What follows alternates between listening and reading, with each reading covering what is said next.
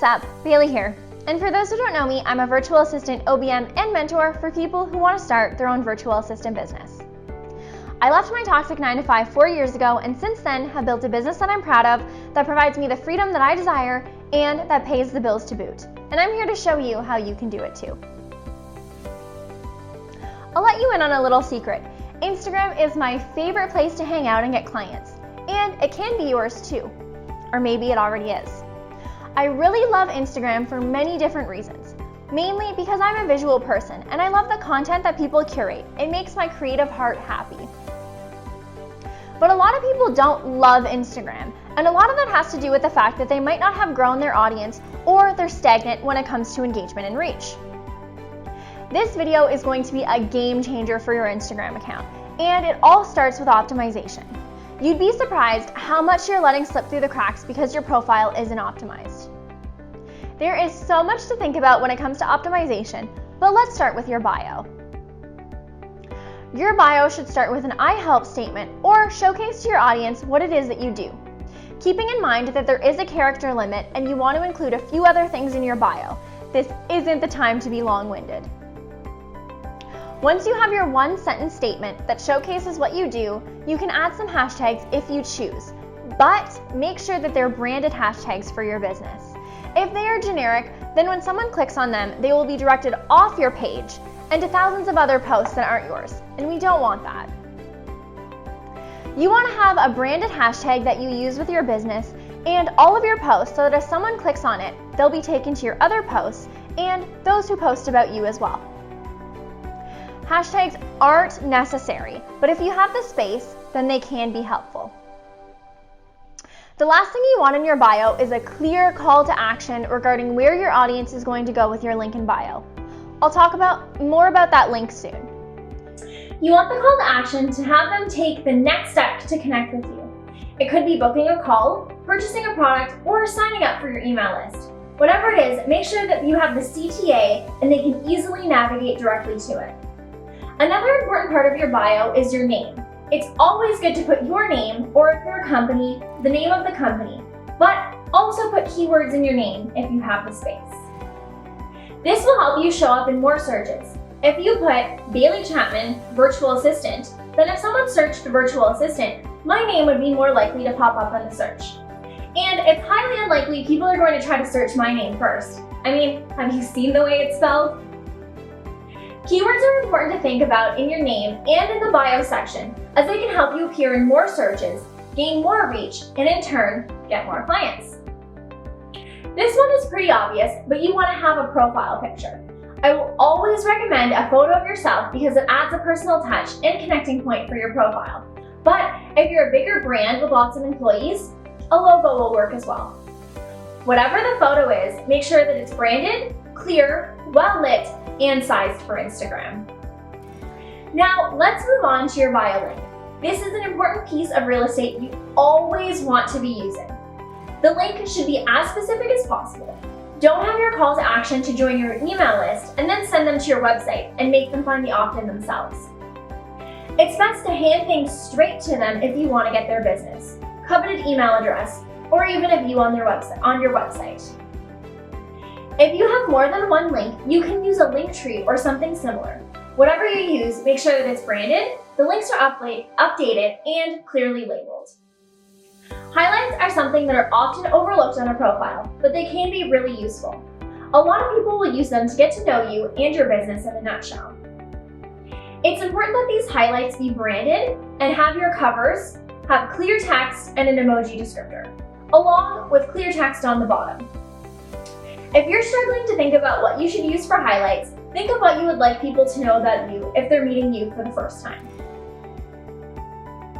I recommend having an about, services, reviews, FAQ, personal, and even a most popular section so that people can get to know you and your business in a nutshell.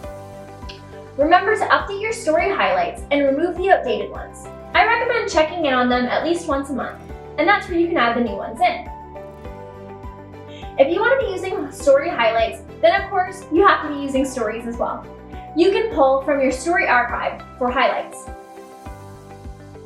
Make sure your stories are either personal or interactive. If you're going the personal route, You can showcase some behind the scenes of your business, how you work, or what goes on in your day. This will help you connect with your audience. If you're going the interactive route, make sure that you have questions, polls, or emoji reactions so that they can engage with you, and it will also help you come up with more content. Like anything, these stories should be clear and engaging. You can always overlay with music, and you can also put 10 hashtags in each story to help with reach. The trick to this is shrinking them into the corner and color matching them to the background so that others don't see them, only you and the Instagram algorithm know that they're there.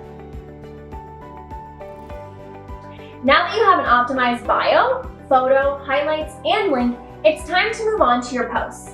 This is where the real bread and butter is. But before we get to the post, please take a second to hit the like button for the YouTube algorithm. If you're enjoying this video, I'd really appreciate it. Posts are what will bring people to your profile 90% of the time, so we need to make sure that these are optimized. This is also where a lot of people forget about optimization and lose out on a lot of reach because of it. For starters, let's talk about the photos themselves. You should be posting a photo of yourself or a personal photo 75% of the time. People connect more with photos than they do with graphics, and people love your face. Trust me. As usual, these photos should be clear, professional, or fun, well lit, and on brand. Once you've chosen the perfect photo, it's time to curate the perfect caption. The first line of your caption is the most important because it's what people will see initially, and then they have the option to see more and read the rest of the post. You need to capture their attention with the first line. Make a bold statement, say something crazy, use a bunch of emojis, something to stand out and make people pay attention. Once you've gotten their attention, you'd better make sure the rest of the post lives up to the hype. Being real and authentic is the easiest way to do this. Now we move on to tags. There are two different types of tags you can use to optimize your posts. Hashtags are the most commonly known and the most popular, but also the most finicky. Make sure that you're using a combination of moderately popular hashtags, niche-specific, and branded hashtags. Stay away from popular or banned hashtags, or you'll be off the discovery page faster than you can blink. Also, make sure that you're using the 30 hashtags that the Instagram algorithm allows. You have a better chance of getting more reach with all 30 hashtags than you do with 3 or 4, as long as they follow the rules we discussed above. Location tagging is another tag feature that will help your profile, but it's often overlooked. Try to tag a specific place like a coffee shop or small town or city. If you tag people in a large city like Toronto or a state like Florida, there will be millions of other people tagging the same thing, and your reach will be gone. These tips will help you rank higher and gain more reach and traction to your profile. And you're creating your feed, make sure that everything stays consistent in your branding and the feel of your profile. It's okay to switch things up if your branding changes, but keep everything on brand and congruent. Video is becoming more popular on Instagram as well, and you should be optimizing your Reels and IGTV videos using the suggestions above. Creating shareable and creative content, clear and concise, using hashtags and tagging, and showcasing them on your feed. With these tips, I'm confident that you will see an increase in your reach, growth, and overall experience on Instagram. Consistency is key, so make sure that you're dedicated to making these changes if this is the platform you want to focus on. If you've enjoyed this video, then please hit the subscribe button below, smash that like button, and don't forget about the notification bell, which allows you to be the first to know when I post a new video. I create videos all about how to start your own virtual assistant business, and I get very real about the trials and tribulations of being a business owner. You don't want to miss it.